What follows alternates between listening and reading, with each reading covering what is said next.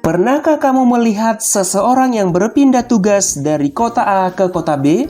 Atau pernahkah kamu melihat, menonton, membaca tentang seseorang yang dulunya secara ekonomi pas-pasan, namun sekarang menjadi pengusaha sukses dan menjadi orang kaya? Wah, seru ya jika mengalami keadaan seperti itu. Eits, pastinya kesuksesan diraih karena adanya kerja keras ya. Ayo sahabat belajar, mari kita belajar dan bekerja keras. Lalu, apa hubungannya dengan materi kita ya? Halo, hai. Halo sahabat belajar yang baik hati dan suka bekerja keras. Kita bertemu kembali, semoga sehat dan tetap semangat ya.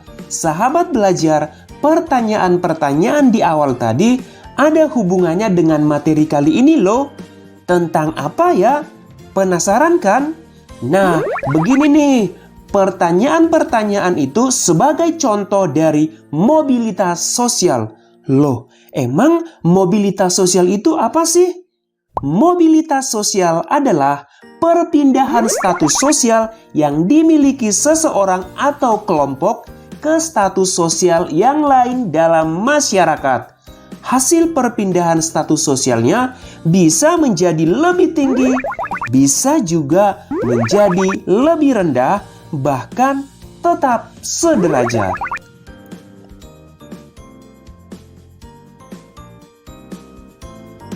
Kenapa hasil perpindahannya berbeda-beda? Sebab mobilitas sosial terbagi menjadi beberapa bentuk. Nah, terjadinya bentuk-bentuk itu tidak terlepas dari adanya faktor pendorong dan faktor penghambat yang perlu kita ketahui.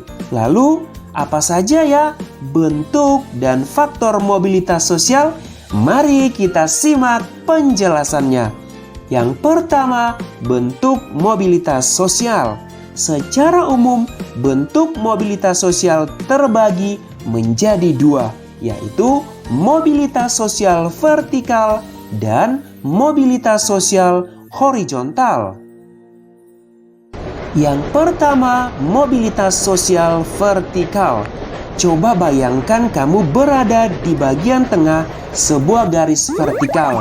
Nah, ketika kamu berada di posisi itu, kamu pastinya punya kesempatan buat naik ke atas atau turun ke bawah.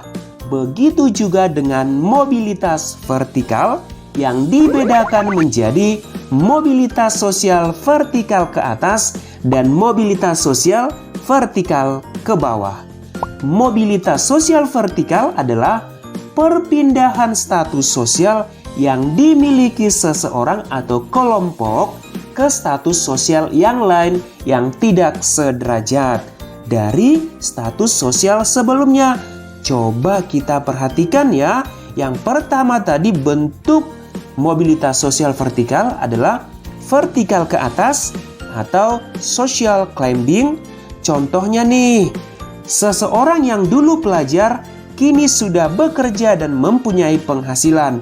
Nah, hal ini termasuk kepada vertikal sosial ke atas. Yang kedua adalah mobilitas vertikal ke bawah atau social sinking, merupakan penurunan status sosial menjadi lebih rendah dari sebelumnya.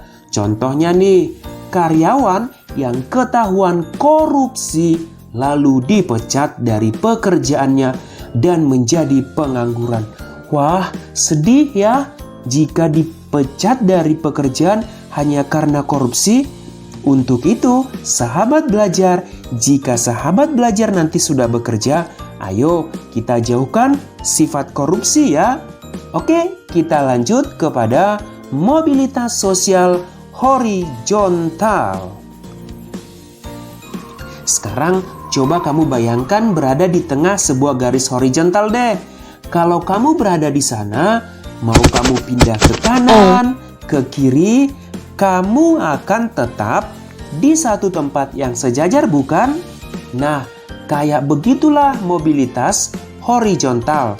Dalam mobilitas horizontal, perpindahan status sosial yang dialami seseorang atau kelompok tidak akan mengubah derajat sosialnya atau akan tetap sejajar seperti sebelumnya. Contohnya nih, seorang dokter yang bekerja di salah satu rumah sakit Medan diharuskan pindah tugas ke rumah sakit Bandung. Pada kasus itu, dokter tersebut mengalami mobilitas apa? Ayo. Ya, benar, mobilitas sosial horizontal. Mengapa disebut mobilitas sosial horizontal ya? Karena perpindahan dokter tersebut, dia hanya berpindah tempat kerja, tetapi tidak mengubah status sosialnya sebagai dokter. Jadi, ketika di Medan dia dokter dan pindah juga dia tetap dokter. Jadi, dia termasuk kepada mobilitas sosial horizontal. Nah, sudah paham ya sahabat belajar bentuk-bentuk mobilitas sosial?